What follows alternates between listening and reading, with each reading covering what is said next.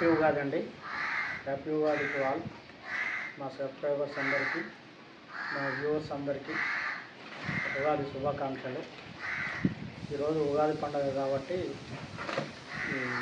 మామిడాకు కడుతున్నాను. గేట్కి గుమ్మానికి కట్టాలంటే జాలి డోర్ అడ్డ ఉంది. జాలి డోర్ దోమలది ఉంది కాబట్టి అది కట్టడానికి రాదు. అందుకే ఈ గేటు కట్టడానికి తయారు చేస్తాను. ఇద్దరు ఉంటే టక్క టక్క కట్టేయచ్చు, కానీ ఎవరు లేరు. అందరూ హైదరాబాద్లో ఉన్నారు, మేము ఇద్దరమే ఉన్నాం పండగకి. నిహాను వాళ్ళ అమ్మమ్మ వాళ్ళ ఇంటి దగ్గర ఉన్నాడు, వస్తాడేమో మధ్యాహ్నం అట్లా.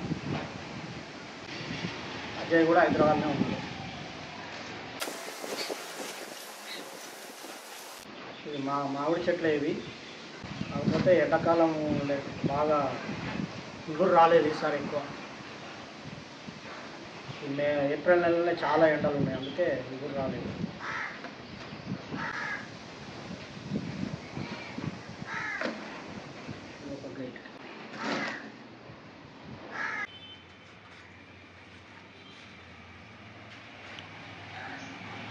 ఇంటి చుట్టూ చెట్లే ఉన్నాయి మాకు. మోదుగ చెట్టు,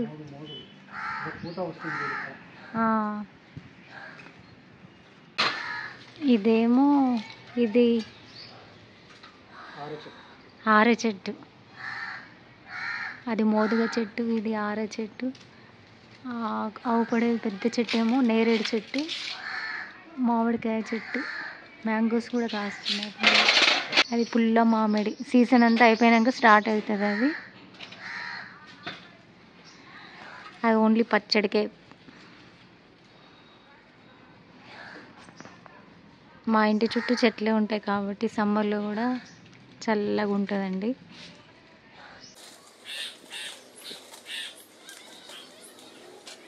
రెండు గేట్లు ఉంటాయండి. ఇది చిన్న గేటు. ప్రతి సంవత్సరం గేట్లకి తప్పకుండా కడతాం మేము. మామిడి తోరణాలు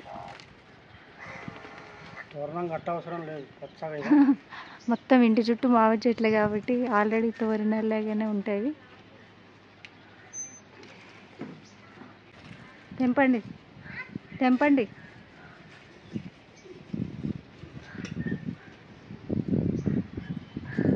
అయిపోయిందా? ఇదా మ్యాంగో. ఇప్పుడు మామిడికాయ తెంపాలి. మామిడికాయ కాదండి, పిందెలి. ఎందుకంటే ఒగరు ఉండాలి కదా ఉగాది పచ్చడికి, అందుకే పెద్ద మామిడి వేయొద్దు. ఎందుకంటే ఒగరు ఉండాలి, పుల్లగా ఉండొద్దు. పిక్క లేనిది చూడాలండి. వేప చెట్టు కూడా ఉంది, అన్నీ ఉన్నాయండి ఇంట్లోనే. వేప పూత. ఈ అమ్మాయిలు ఎవరో తెంపుకుంటున్నారు గోడెక్కి.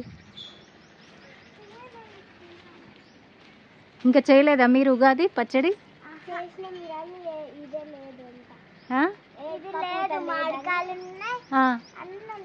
అన్నీ ఉన్నాయి కానీ వేప పూత లేదా?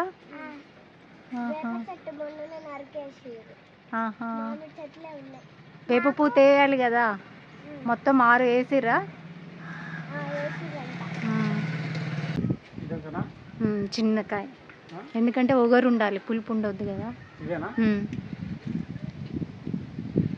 ఏది చాలు. ఈసారి బాగా వేప పూత.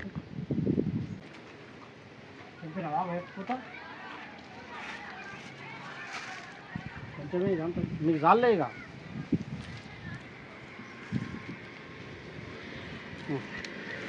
చాలే, కింద పడతావు, జాగ్రత్త. పోతాం. ఎవరు ఏందమ్మా?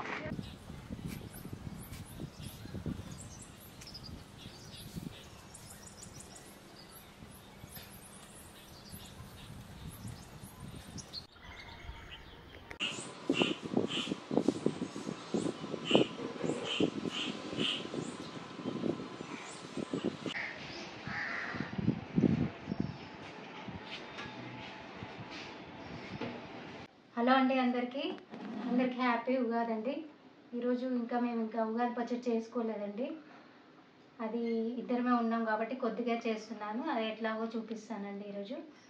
దానికి కావాల్సింది ఒకటి మామిడికాయ అండి, చిన్నది, అంటే పులుపు ఉండదు, ఇది ఒగరు ఉంటుందని మా చెట్టుకే తెంపామండి. ఇది బెల్లము, తర్వాత వేప పూత, తర్వాత చింతపండు కావాలండి, ఒక నిమ్మకాయ అంత సైజు, తర్వాత పచ్చిమిర్చి తీసుకున్నాను నేనైతే.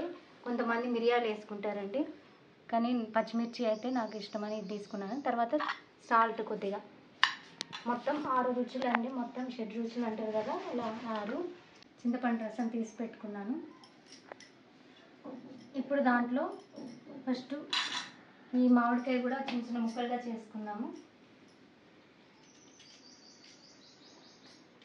ఈ చిన్న మామిడికాయ కాబట్టి ఎక్కువ పుల్లగా ఉండదండి, ఒగరు కావాలి కాబట్టి ఈ ఒగరు చిన్న మామిడికాయ తీసుకోవాలి ఎవరైనా కానీ. ఇంకా దొరకని టైంలో పెద్ద మామిడికాయ వేయవచ్చు. ఇలా చిన్న చిన్న ముక్కలుగా దీంట్లో వేసుకోవాలండి.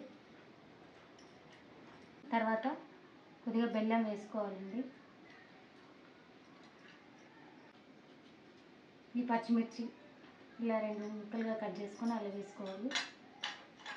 కావాల్సిన వాళ్ళు మిరియాలు కొద్దిగా దంచి వేసుకోవచ్చండి, మిరియాల పొడి, కొద్దిగా సాల్ట్,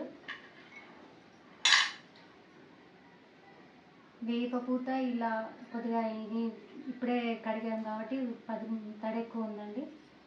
పొడి పొడిగా చేసుకొని ఫ్లవర్స్ ఇట్లా రెక్కలు వస్తుంటాయి, అదైతే ఎక్కువ చేదు ఉండదు.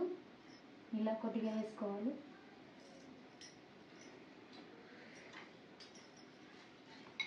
ఇలా బెల్లం అంతా కరిగిపోయేటట్టుగా దీంట్లో అన్నీ కలుపుకొని మిక్స్ చేసుకోవాలండి. కావలసిన వాళ్ళు దీంట్లో బనానా కూడా వేసుకోవచ్చు, అంటే ఇంకెక్కువ యాడ్ చేసుకోవచ్చు, కానీ ఈ 6 మాత్రం కంపల్సరీ వేసుకోవాలి, 6 రుచులు.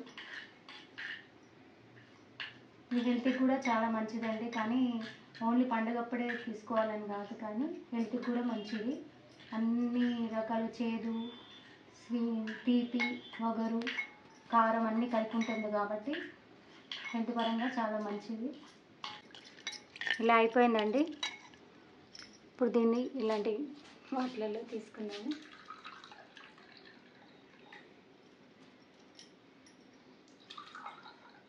మా బాబుకి కూడా ఉగాది పచ్చడి చాలా ఇష్టం అండి, అది కూడా కొద్దిగా వేద్దాము.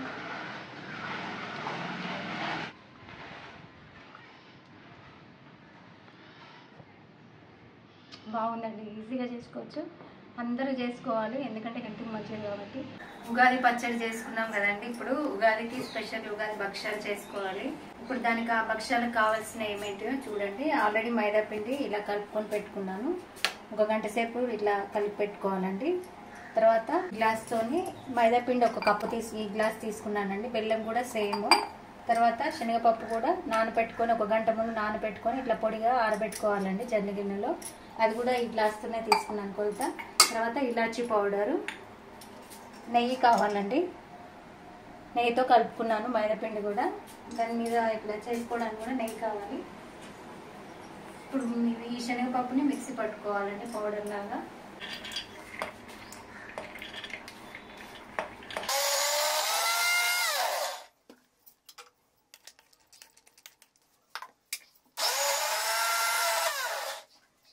ఇప్పుడు ఈ కప్పు బెల్లం దీంట్లో వేసుకోవాలి.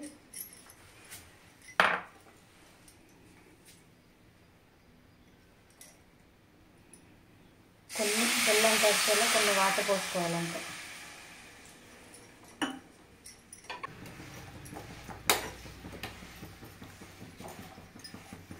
ఇప్పుడు దీంట్లో ఈ ఏలకుల పౌడర్ వేసుకోవాలి.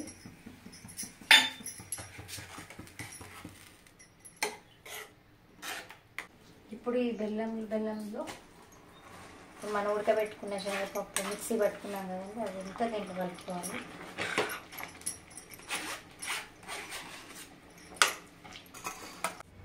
ఇలా రౌండ్గా బెల్లం ఇలా చేసుకోవాలండి. మొత్తం బెల్లం శనగపిండి గట్టిపడ్డాక ఇట్లా రౌండ్గా ముద్దలు చేసుకొని ఇప్పుడు ఈ మైదా పిండిలో ఇలా ముద్ద పెట్టుకోవాలి.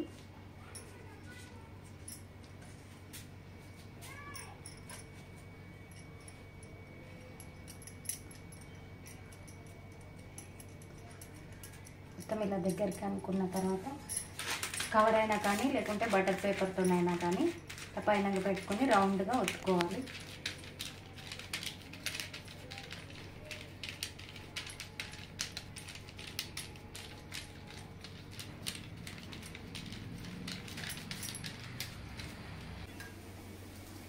ఇట్లా నెయ్యితో కొద్దిగా ఇట్లా చేసుకుంటే టేస్ట్ బాగుంటుంది.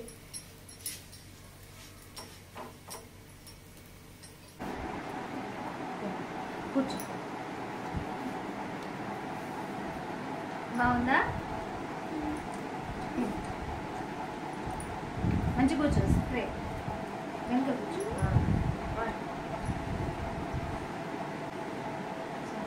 మొత్తం తినేస్తాడా? మెల్లగా మెల్లగా తిను.